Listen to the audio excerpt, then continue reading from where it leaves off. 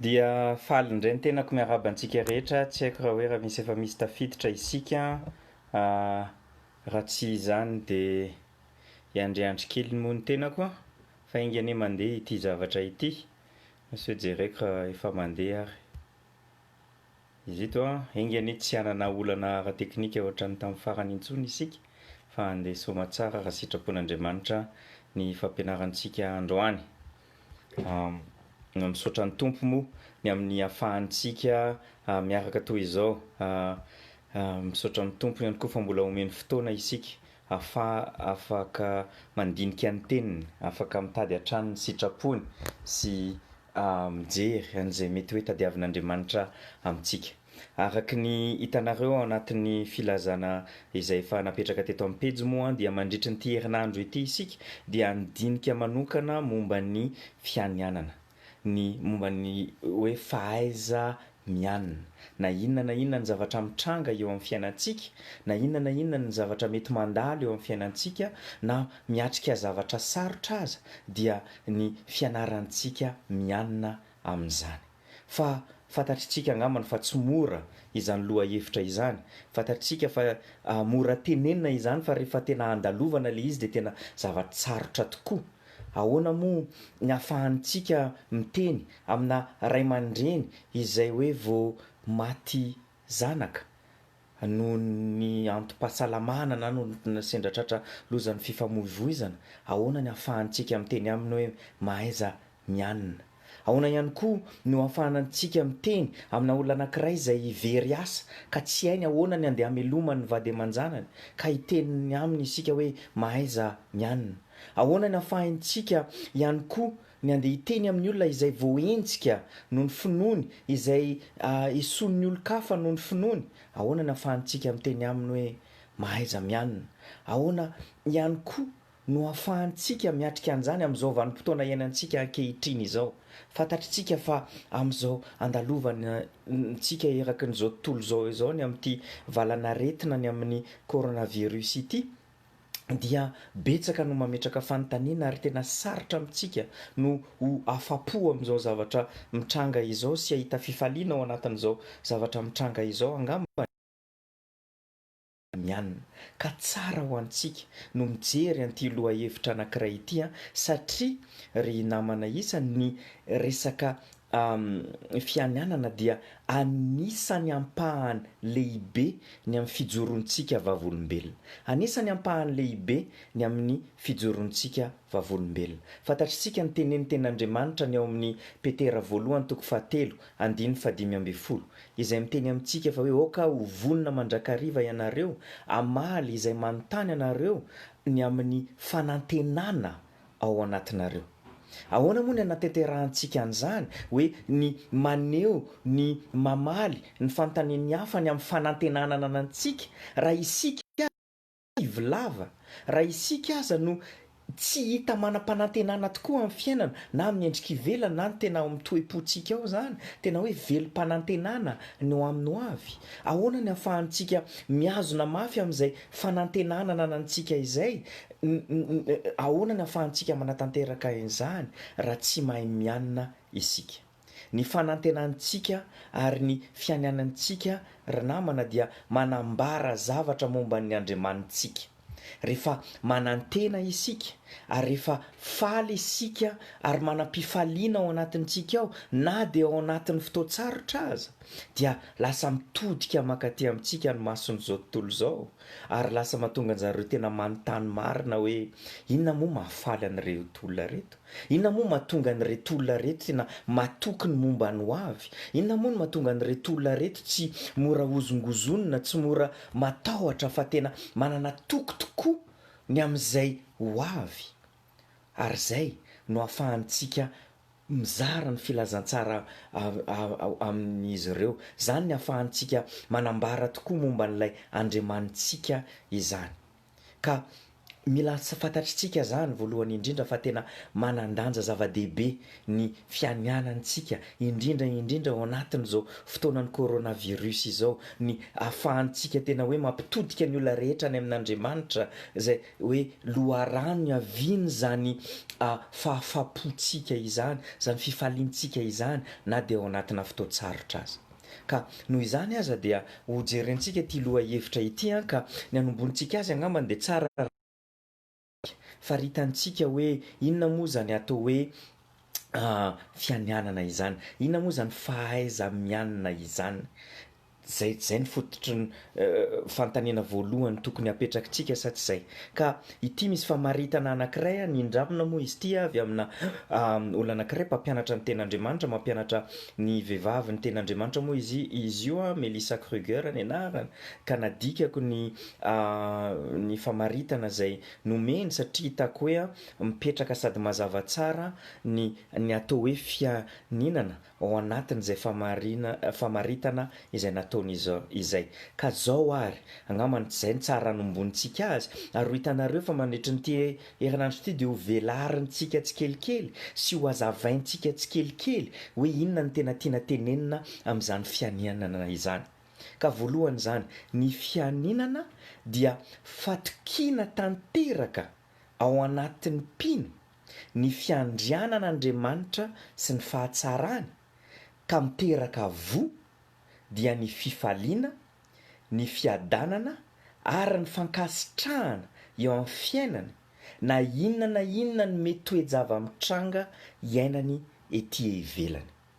Averiko angambany izay famaritana izay satria izay ny fototra andeha iangantsika sy andeha andiniantsika an'izay anty loha hevitra anankiray ity. Ny fianinana dia ny fatokiana tanteraka zay ananan'ny mpino ao anatiny, ny fiandrianan'Andriamanitra sy ny fahatsarany, ka miteraka vo dia fifaliana sy fiadanana ary fankasitrahana eo amin'ny fiainany, na inona ny toejava mety mitranga sy iainany ety ivelany. Zay angambany ny famaritana an'izany ataontsika hoe fianinana izany. Hitanareo fa tsy mitovy izany hoe mianina sy mionona izany, fa mbola andeha ho resantsika bebetsaka kokoa angambany izany. Fa hitantsika eto fa izany zavatra izany aloha, zany fianinana izany dia miainga avy aty anatiny, ao anatin'ilay olona mino an'Andriamanitra ka mazava ho azy. Eto izany tena fianinana zany dia tena hoe ho an'ny zanak'Andriamanitra, ho an'ny olona mahafantatra an'Andriamanitra no tena napetraka izay zavatra izay. Ho an'ny olona izay tsy manana an'Andriamanitra dia sarotra aminy tokoa ny hianina, ny ahafantatra an'izany tena fianinana izany. Tsy miankina amin'ny zavatra aty ivelany ny fianinana, fa tadidinareo ve angambany ao anatin'ny tenin'Andriamanitra dia hitantsika ny apôstôly dia na dia nenjehana izy ireo anatin'ny boky ny asan'ny apôstôly, dia na dia ny kapona na mpijaliana na natao tany amponja, dia rehefa tafiditra tany amponja izy ireo, ohatra ny apôstôly Paoly ohatra, dia inona ny ataon'izy ireo? Ny hira izy ireo, na ny fifaliana izy ireo, satria hoe mendrika ny hijaly ho an'ny tompo. Hitantsika fa azo atao zany hoe mifaly izany, na dia ao anatin'ny fandalovana zavatsarotra azy. Kanefa matetika isika rehefa mivavaka dia mivavaka mba hanovan'Andriamanitra n'ilay zavatra mitranga aty ivelany, mba hanovan'Andriamanitra ilay zavatra iainantsika, hoe na ihany koa hoe tsy mivavaka momba an'izany isika, fa isika koa no mitolona mafy, no miady mafy mba hanalana ny tenantsika avy ao anatin'izany zavatsarotra andalovantsika izany. Kanefa ny marina fa vavaka izay azo atao tokoa izany, ary azon'Andriamanitra atao ny manova ny zava-misy eo ivelany manodidina antsika, azon'Andriamanitra atao tokoa izany. Ary azon'Andriamanitra atao ohatra ankehitriny ny hoe teny indray mandeha izy dia mitsahatra hatrany ity valana retina ny coronavirus ity, azony atao izany. Kanefany indraindray Andriamanitra dia mamela an'ireny zavatra mitranga ivelany ireny andalo eo amin'ny fiainantsika, mba tena ahitantsika raha tena mioro-paka mafy ao aminy tokoa ny finoantsika. Ary anisan'ny sitrapon'Andriamanitra tsy hoe foana ny anaisotra sy ny anala ny olana eo amin'ny fiainantsika, fa ny hatonga antsika iredareda atonga antsika mirapiratra, atonga antsika nome voninahitra azy ao anatiny zany fotoatsarotra andalovana izany. Andriamanitra rehefa namonjy antsika dia nanome antsika fo vaovao, ka iny fo vaovao zay nomeny antsika iny no lasa mitepo ary mitondra aina vaovao ao anatintsika ao. Ary izay aina vaovao anatintsika ao no mamokatra ny vokatry ny fanahy dia ny fifaliana dia ny fiadanana ary ihany koa ny fankasitrahana, ny fisaorana an'Andriamanitra na inona ny zavatra andalovantsika. Satria fantatritsika fa raha nandalo teo anatrehan'ilay Andriamanitra tsara reny zavatra ireny alohana tongavany teo amin'ny fiainantsika dia tsara ho antsika izany. Ka maneho fatokiana tanteraka an'Andriamanitra isika izany, ary zany fatokiana izay ananantsika amin'Andriamanitra izany dia miankina amin'ny toetra an'Andriamanitra maizy azy an'Andriamanitra mihitsiny. Raha tadidinareo le famaritana izay nomentsika teo dia hoe miankina amin'ny fiandrianan'Andriamanitra amin'ny zavatra rehetra sy ny fahatsarany no mahatonga antsika manana an'izay fianinana izay. Zany fianinana izany dia tena fanehoana ny fatokisantsika an'Andriamanitra, fanehoana ny tena inontsika fa Andriamanitra dia izay tenen'Andriamanitra hoe izy matoky ny fanambaran'Andriamanitra momba ny tenany isika, ka ny zavatra antenaintsika, ny zavatra inontsika no itokisantsika. Ka noho izany zany mahatonga ny mahasamihafa ny fianinana sy ny fahaiza-mianina sy ny fahaiza-mionina. Indrindra moa ho antsika malagasy dia zany hoe mahaiza-mionina izany dia matetika tenenitsika izany ary matetika ampiasaintsika izay zavatra izay. Fa le mionina tsy mitarika fifaliana, le mionina tsy mitarika fiadanana, fa mitarika fotsiny hoe fanekena sy tsotro zao an'izay zavatra iainana eo amin'ny fiainana. Satria moa inona moa ny azoko atao amin'izany? Fa izany tena atao hoe fianinana izany dia olona izay mitraka eo anatiny zavatra tsarotra andalovany, satria fatany fa ilay Andriamanitra tsara sady ilay Andriamanitra tsy refesy mandidy amin'ny zavatra mitranga no mampitranga no manatanteraka ny zavatra tiany tanterahany eo amin'ny fiainany, eo anatrehan'izay zavatra sarotra andalovany. Toe-po ny fianinana, tena toe-po, tsy hoe aty ivelany fotsiny dia hoe ohatrany asiana tsiky fotsiny aty ivelany ary mody tsy mahakasika antsika ny olana izay andalovana eo amin'ny fiainantsika, tsia, fa tena hoe toe-po izay tena maneho fa hoe mandresy Andriamanitra rehefa nandresy Andriamanitra na inona ny zavatra mitranga eo amin'ny fiainantsika. Ary zany zavatra izany dia mila ianarantsika izay zavatra izay. Ary hitanareo angambany fa tena lohahevitra ity izay tsy hoe lohahevitra misidisidina eny fotsiny, fa hitantsika fa eto amin'ity lohahevitra ity no tena mifanena ny zay zavatra inontsika momba an'Andriamanitra sy izay zavatra iainantsika andavanandro. Eto ny tena hita raha hoe tena mifandray marina le teoria sy le pratika. Eto isika ny tena hita fa raha tena hoe ilay zavatra lazaintsika fa tena inontsika momba an'Andriamanitra, iainantsika ve zany zavatra izany? Tena hita taratra amin'ilay fomba izay iainantsika, ny fiainantsika ve zany zavatra izany? Sa hoe rehefa misarotra ny zavatra iainana dia miova zay zavatra izay? Ka izay lohahevitra izay no andeha hodinintsika mandritra ny herinandro ity, ka ny anombontsika azy angambany ary mbola manampy izany amin'ny famaritana ny atao hoe fianinana dia hijery isika ny ao amin'ny tenin'ny Paoly ao amin'ny Timoty voalohany 4:5. Ka raha manana baiboly ianao ankehitriny na telefona na tsy haiko izay ampiasainao anarahana an'izao fandaharana izao dia sokafo ny baibolinareo ao amin'ny Timoty voalohany 4:5 ka ny 5 ka hatramin'ny 7 ny andeha hovakintsika amin'izany. Azafady tompoko. Timoty voalohany 4:5 dia ny 5 hatramin'ny 7. Hoy ny ten'Andriamanitra eto: fa misy tombony lehibe tokoa ny toe-panahy araka an'Andriamanitra omban'ny fianinana, fa tsy nitondra na inona ao amin'izao tontolo izao isika, sady hita fa tsy hahatondra na inona hiala. Fa raha manan-kanina sy fitafiana isika dia aoka, hianina amin'izany. Eto dia hitantsika fa I Paoly dia mampiditra teny vaovao ao anatin'ny fampianarany fa teny zay efa tiany ampianariny efa ela izy io dia momba n'io resaka ny fifandraisan'ny kristiana sy ny vola zany sy ny arena zay ny tena tiany resahany eto ary ny anaovany an'izany dia eo amin'ny 15 ka hatramin'ny 15 dia ampitahiny ny toetra zay tokony hananany reo mpanaradia an'Andriamanitra ka ampitahiny amin'ireo toetran'ireo mpampianatra sandoka ireo nitondra fampianarana diso tamin'izany fotoana izany teo anivon'ireo fiangonana izay napetraky ny apôstôly Paoly izany ka hitantsika ny eo amin'ny 15 ohatra ny farany amin'izany dia hitantsika fa hoe anisan'ny hita hoe eo amin'ny fiainan'ny olona izay eo amin'ny fiainan'ireo olona izay mpampianatra sandoka ireo dia fifanderana lalandava fanaovan'ny olona vetaveta saina sady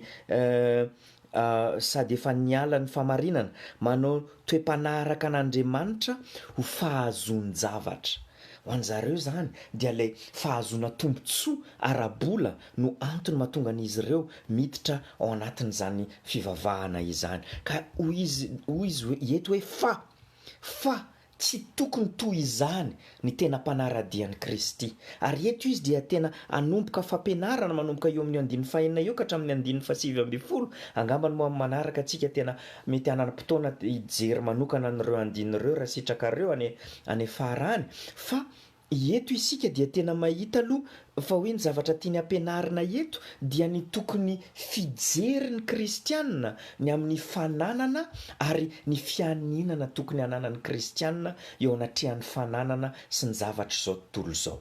Eto Paoly nampianatra an'izany tamin'izany fotoana izany ho an'ireo izay niangona tany Efesosy tamin'ny taonjato voalohany ka tsy voamaika ava amin'ny ankehitriny isika ihany koa ny tokony hianatra momba an'izany. Eto dia i Paoly te hampianatra ny Timoty hampianatra an'ireo anivon'ny fiangonana mba hiainana fiainana izay sady feno toe-panahy araka an'Andriamanitra no mahay mianina.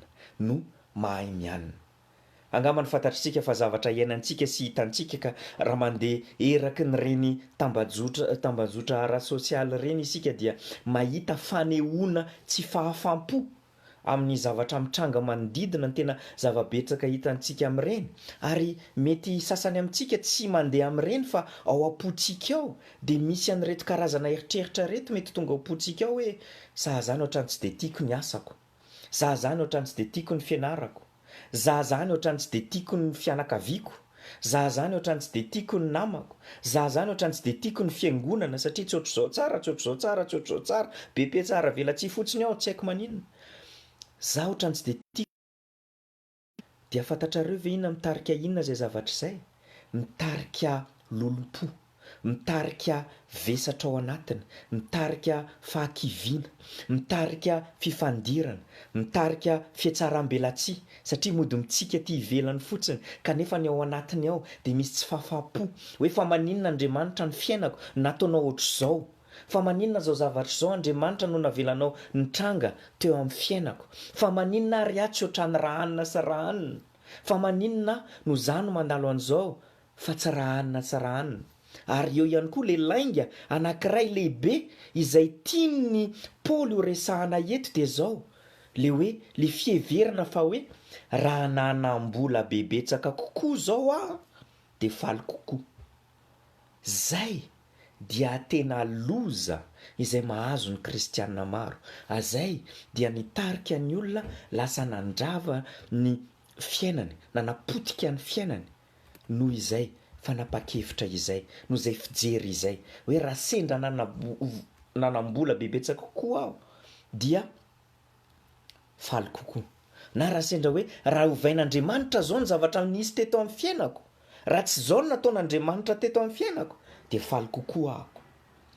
Fantatritsika ao anatin'ny Baiboly be dia be loatra ny ohatra ao anatin'ny Baiboly izay milaza ny mahaloza an'izay zavatra izay. I Kaina dia namono ny rahalahy noho izay tsy fahafampo izay. I Saoly dia nanenjika an'i Davida satria tsy faly izy noho ny dera bebetsaka koa azon'i Davida noho ny tenany. I Israely dia lasa nanenjika ny sampy nyreo olona manodidina azy ary lasa nikambana tamin'ny firenena hafa mba hampitombo ny arenany ihany koa. Fantatritsika ihany koa fa noho ny arena Anisan'ny antony natonga ny Jodasy namadika an'i Kristy. Fantatritsika fa mety tsy fahafapo amin'ny zavatra iainany ihany koa no natonga ny Marka niala tamin'ny Paoly sy Silasy tamin'izareo nandeha nanao zotra misionera. Fantatritsika ihany koa fa mety izay ihany koa no natonga ny Demasy niala fa tsy nanaradian'ny Paoly intsony.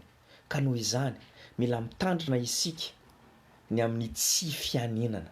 Mila mitandrina isika amin'ny tsy fahafampo izay mety mipoitra ao anatintsika ao, satria tsy faly isika amin'izay zavatra ampandalovan'Andriamanitra antsika eo amin'ny fiainantsika. Hitanareo zany hoe fianinana izany dia mifanohitra tanteraka amin'ny tsy fahafampo, amin'ny tsy fifaliana ny ao anatrehan'izay zavatra mitranga eo amin'ny fiainantsika. Ary tena loza zay zavatra izay ry namana, satria izay tsy fahafampo izay tsy fahaiza-mianina izay dia mitarika antsika any amin'ny fahotana ary mitarika antsika ihany koa any amin'ny fatoritoriana ara-panahy, satria lasa mifantoka amin'ilay zavatra mitranga manodidina antsika isika fa tsy mifantoka amin'Andriamanitra intsony, mifantoka amin'ilay zavatra mandalo sy le sedra andalovana isika, ka lasa manova ny fijerintsika ny lasa sy ny ankehitriny ary mahatonga antsika lasa manafika, lasa mahatonga antsika miteniteny foana eo anatrehan'Andriamanitra ka sanatrian'izany manome tsiny an'Andriamanitra. Ka aoka ary isika azafady fa sendra lasa kely ahako tamin'iny ny ao anatin'izay, fa aoka isika ary hijery antony tenin'Andriamanitra itony ao amin'ny Timoty 1:9-5 ka eto isika misy lesona na fahafantarana anankitelo izay tiany Paoly ananantsika mba hahafahantsika hoe mandiny tena ary hoe hafantatra raha tena mahay mianina tokoa isika sa tsy. Misy lesona anankitelo zany na hoe misy fahafantarana anankitelo izay tiany Paoly ananantsika ary izay tiany Paoly andiniantsika ny tenantsika mba hahafantarantsika raha hoe tena mahay mianina tokoa isika sa tsy. Ka ny voalohany dia hitantsika eo amin'ny 9 dia ny fahafantarana ny tena manan-danja. Ny fahafantarana ny tena manan-danja. Eto Paoly dia miteny antsika fa ny tokony ho tanjona ny amin'ny fiainana kristianina dia ny toe-panahy araka an'Andriamanitra omban'ny fianinana.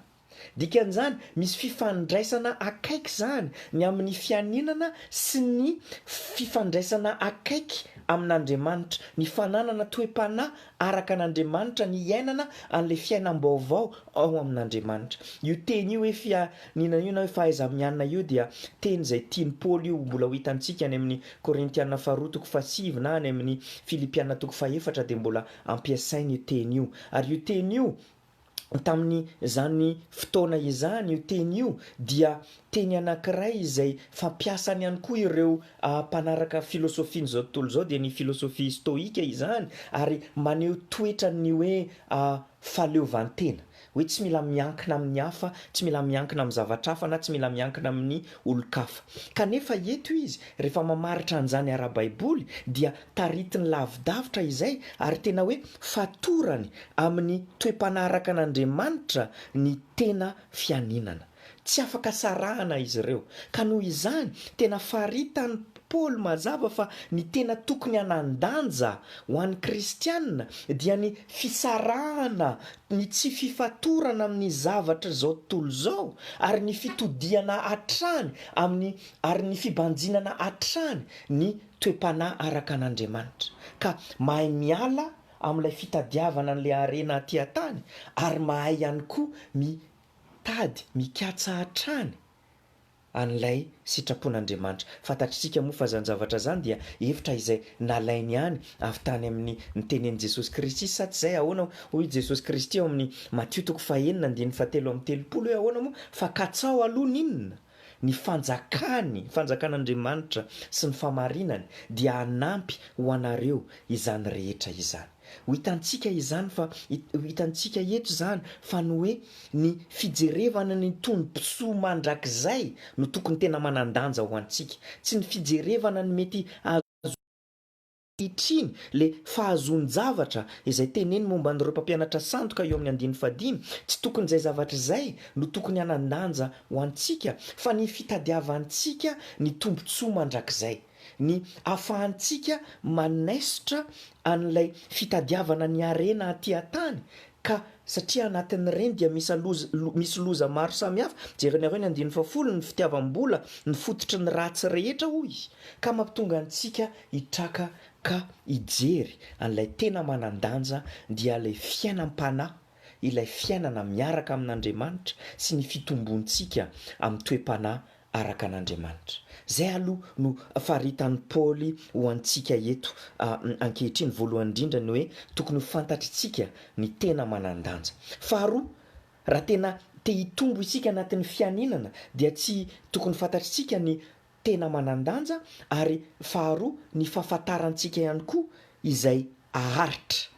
Fahafantarantsika izay aharitra. Jerenareo ne ohatra jerenareo eo amin'ny 17 io fa tsy nitondra na inona ho amin'izao tontolo izao isika sady hita fa tsy hianina, tsy hahatondra na inona hiala avy eto amin'izao tontolo izao. Eto moa i Paoly dia akamba ny hevitra ny andinina soratra masina tany amin'ny testamenta taloha anankiroa dia ao amin'ny Joba toko 1 1:20 nitanjaka ny voako avy tany an-kibon'ireny hoy Joba ary maninona mitanjaka no hiverenako any. Hitantsika ihany koa ny any amin'ny mpitoroteny toko 5 any ny 5:12 hoe toy izay ny haviany indrindra no andehanany. Ka eto izany dia tena maneho ary tena manindry fa hoe ny zavatra ara-nofo, ny arena sy ny zavatra zao tontolo izao dia ho an'ity fiainana ankehitriny ity irery ihany. Rehefa miala avy amin'ity fiainana ity dia tena tsisy dikany ary tena tsy manan-danja ary tsy misy ilaivana azy intsony ireny zavatra ireny. Ka noho izany ve hozy Paoly, ianao ve dia hamatotra ny tenanao sy hamatotra ny fonao amin'ny zavatra izay tsy haharitra, sa te hamatotra ny fonao sy hamatotra ny sainao sy hampitodika ny fonao ray manontolo any amin'ilay tena haharitra. Zany ny zavatra tsindrin'i Joba ary zany zavatra tsindrin'ny mpanoratra mpitoroteny ary zany ihany koa no tsindrin'i Paoly ankehitriny fa ny hoe mila mampitodika ny saintsika isika any amin'izay zavatra haharitra raha te hianatra hianina. Zany fianinana izany dia ny fahafantarana sy ny ahafahantsika tena manavaka n'izay manan-danja sy izay tsy manan-danja, fa ahafahantsika tena manavaka ihany koa ao am-pontsika izay haharitra sy izay tsy haharitra. Ary matetika moa isika dia ilay maharitra amin'ity fiainana ankehitriny ity fotsiny no tena hitodiantsika, no tena hibanjintsika ary tena mahavarinantsika. Fa rehefa vitantsika no mieritreritra n'ilay maharitra mandrakizay dia miova ka hatramin'ny fomba iainantsika izao fiainana ankehitriny izao. Manam-potoana kely ve isika dia mandehana vetivetika eo amin'ny Hébreu toko 1:12. Ao amin'ny Hébreu toko 1:12 dia misy andininy anankiray izay efa nijerentsika tamintsika nijery momba an'ireo ray aman-dreny be ny finoana izay hitantsika tamin'ny tsy haiko herinandro vitsivitsy lasa zay, fa tiako vakiana aminareo indray ny andininy 12. Hébreu toko 1:12 ny andininy 12 dia hoy izy hoe fa amin'izany ny tsara lavitra no iriny dia ny any an-danitra, ary noho izany Andriamanitra dia tsy menatra atao hoe Andriamaniny satria efa nanamboatra tanàna ho an'ireo izy. Inona hono ny fatohan'ireo ray aman-dreny finoana ireo dia ilay tsara lavitra dia izay zavatra aharitra ka hatrany an-danitra, izay zavatra izay iainantsika any amin'ny fiainana mandrakizay any an-danitra fa tsy ilay ankehitriny fotsiny irery ihany. Hitantsika zany fa mamaritra ho antsika Paoly eto fa voalohany indrindra tokony mahafantatra isika ary tokony manavaka an'izay manan-danja sy tsy manan-danja. Faharoa, hitantsika teo tokony mahafantatra isika izay haharitra sy tsy haharitra, ary fahatelo dia hitantsika eto ny amin'ny andininy 9 eto tokony hahafantatra isika izay ampy, hoe inona ny ampy dia inona ny tsy ampy moa eo anatrehan'izay fa hoe tokony hafantatra ny ampy isika fa inona moa ny ampy jereo ny amarita ny ten'Andriamanitra azy eo amin'ny 9 fa raha manan-kanina sy fitafiana isika dia aoka inona ozy hianina amin'izany. Inona zany no ampy eo anatrehan'Andriamanitra eo anatrehan'ny ten'Andriamanitra dia ny fananantsika amin'ny toeran-kafa moa misy an'izay ny fananantsika tafo eo ambony lohantsika, fananantsika akanjo hitafiantsika ary fananantsika hanina. Maria akoeto fa tsy miresaka ny momba ny karazana akanjo, tsy miresaka marika akanjo izy eto na hoe karazana akanjo ohatran'inona ny tokony hanaovana, ary tsy miresaka an'ilay karazana sakafo hoe matavy sa mahia, hoe anana sa hena, fa hoe raha manan-kanina ary manana hitafiana isika dia tokony hianina. Tsy miteny izy akory fa mizavatra ratsy ny amin'ny fananantsika mihoatra noho izay, fananantsika harena mihoatra noho izay, fa miteny izy nefany eo amin'ny ambiny andiny manomboka eo amin'ny 9 ka hatramin'ny 7 fa misy fiambenam-po izay tena tokony ataon'ireo izay manana mihoatra noho izay, ary ihany koa misy adidy izay tsy maintsy tanterahany eo anatrehan'Andriamanitra dia ny anakarena fahasoavana, ny anosoa ny hafa sy ny sisa fa mbola tsy any aloha ny votoaton'ny resantsika amin'ity androany ity. Ny tena tiako hisintomana ny saintsika dia izao: ny zavatra rehetra eto amin'ity fiainana ankehitriny ity dia ny fahavalo telo izay ananan'ny mpino rehetra dia miady mba hay hianina. Tena manohy ny zavatra rehetra eto amin'izao tontolo izao. Mila tadidintsika aloha voalohany indrindra fa i Satana. Inona nataon'ny Satana rehefa naka fanahin'i Jesosy? Dia nateo teo anoloan'ny mason'i Jesosy teo ny harena rehetra n'izao tontolo izao, kanefa fantatritsika fa tsy voany tamin'izany ny tompontsika, ary fantatritsika fa anisan'ny fitaky ny Satana ny atonga antsika hieritreritra fa hoe rehefa hananantsika ny harena n'izao tontolo izao dia ho faly isika. Fa fantatritsika fa tsy tratran'izany tompontsika, ary isika ihany koa tsy tokony ho tratran'izany. Fantatritsika koa fa tsy hoe i Satana irery ihany fa le fahavalo faharoa dia iza izao tontolo izao manodidina antsika dia zay zavatra izay ihany koa no mahavariana sy anandramana isintomany antsika, sa tsy zay? Raha mampirehatra tele nareo na mihaino radio dia inona daholo ny ataon'ny dokam-barotra rehetra dia miteny aminao hoe raha tena azonao zao ity borosy nify ity dia tena ho faly ary tena ho tanteraka amin'ny fiainanao. Raha ity pneu ity ny ataonao amin'ny tomobile anao dia tena zay vao tena tsy misy fifaliana ohatran'izany eo amin'ny fiainanao. Raha mandeha mividy akanjo any amin'ity toerana ity ianao ay fahasambarana be mandrakizay. Ny zavatra ataon'izao tontolo izao amintsika mamatotra ny saintsika ka hatonga antsika heritreritra fa ny fananana no mitarika sy mitondra fahafam-po. Ahoana moa ny ao amin'ny jaona voalohany toko faharoa andiny fa 12 hoe ahoana fa ny zavatra rehetra amin'izao tontolo izao dia inona ozy? Filany nofo, filany maso ary ny rehaka momba izao zavatra anankitelo ireo dia mifanohitra amin'ny fianinana, satria tsy mety ampy foana ny zavatra hananana fa mitady zavatra hafa foana, mitady hoe mbola ampiana tonga antsika tsy afa-po amin'ilay zavatra hananantsika. Tsy sendrasendra reto matoa Jesosy zavatra nampianariny indrindra nandritry ny fampianarany izay nataony tamin'izy taty tany dia mikasika ny vola, mikasika ny harena, satria fantany fa tena mamatotra antsika io zavatra io.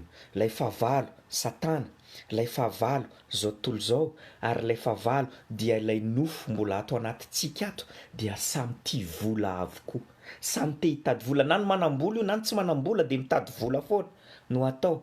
Tsy mety ampy io vola io, tsy mety ampy ny fananana, kanefany ny ten'Andriamanitra dia te hampitodika antsika any amin'ny fahafam-po hafa, te hampitodika antsika any amin'ilay tena fahafam-po maharitra ny fahaiza-mianina izay vokatry ny fifandraisantsika amin'Andriamanitra. Marana ko azy angamba ny androany dia te hitarika antsika any amin'ny ohabolana toko faha 1/10 hitako eto ny resakareo momba n'le pneu teo engany mbo tsy izay irery ihany no tadidinareo anatin'izao fampianarana zao ry Mamitina sy ry Aja rahalahy mahafinaritra anankiroa reto fa ndao isika ny amin'ny ohabolana toko faha 1/10.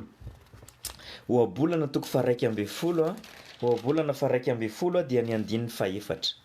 Ohabolana faha 1/10 dia ny andininy faha-efatra. Zao ny zavatra teneny eto. Ny harena dia tsy mahasoa amin'ny andro fahatezerana, fa ny famarinana no mamonjy tsy ho azon'ny fahafatesana. Ao anatin'io toko io ihany dia ndao ny jerentsika ny andininy faha 7/20. Ny andininy faha 7/20 izay matoky ny hareny dia ho lavo, fa ny marina ho tahaky ny ravina maitso. Ny ohabolana toko faha 1/10 andininy faha-efatra sy faha 7/20 eto dia tena maneho antsika fa tena loza ny miandry an'ireo izay matoky harena. Loza ny zavatra miandry an'ireo izay mitady lalandava ny fifaliana ao anatin'ny fanana-karena, fa izay matoky ny marina, izay matoky an'Andriamanitra ilay marina dia tahaka ny ravi-maitso izy. Dia tsy mampatsiahy antsika ve zany ny ao amin'ny salamo voalohany, ny ao amin'ny salamo voalohany ihany koa miteny antsika an'izay sa tsy zay? Ndao ny jerentsika ihany koa zay ny ao amin'ny salamo voalohany miteny amintsika fa hoe eo amin'ny andininy faha-telo dia tahaka ny hazo ambolena eo amoron'ny rano velona izy, izay mamoa amin'ny fotoany, ny raviny koa tsy mba halazo, ary ny asany rehetra dia ataony lavorary avokoa. Hitantsika fa tena zava-dehibe ny fatokisantsika tanteraka an'Andriamanitra, ka ny ianarantsika ny anana toe-panahy araka an'Andriamanitra sy ny tombontsika amin'ny fahaiza-mianina. Ka engane raha mbola hanohy an'izao fampianarana izao isika mandritry ny herinandro ity dia ampian'Andriamanitra isika hitombo amin'izany fianinana izany. Aoka isika hivavaka tompoko. Andriamanitra rainay ao dia mbola misaotra anao izahay ny amin'ny fotoana izay nomenao anay androany, ahafahanay nijery momba ny fianinana. Eny tokoa Andriamanitra, afaka miteny izay, afaka manohy ny tena ho kristiana izahay, kanefa ny raha tsy hita taratra eo amin'ny fiainanay ny finoanay anao, ny fanantenana izay anananay ao aminao, ary ny fahaizanay mianina, fahaizanay matoky anao tanteraka na inona ny zavatra mitranga eo amin'ny fiainanay, dia zava-poana tokoa ny fivijoroanay vavolombelona. Ampio izay Andriamanitra hianatra, hianina. Ampio izay Andriamanitra tsy hionona fotsiny amin'izay zavatra mitranga eo amin'ny fiainanay, fa tena hanana fifaliana, hanana fiadanana, ary hanana fankasitrahana ho anao Andriamanitra na inona no ampandalovanao anay eo amin'ny fiainanay. Ho voninahitra ao irery ihany. Amen. Dia mbola misaotra antsika rehetra ny amin'ny nanatrika tamin'iny fotoana androany iny dia rapitso indray ny fotoanantsika. Veloma tompoko.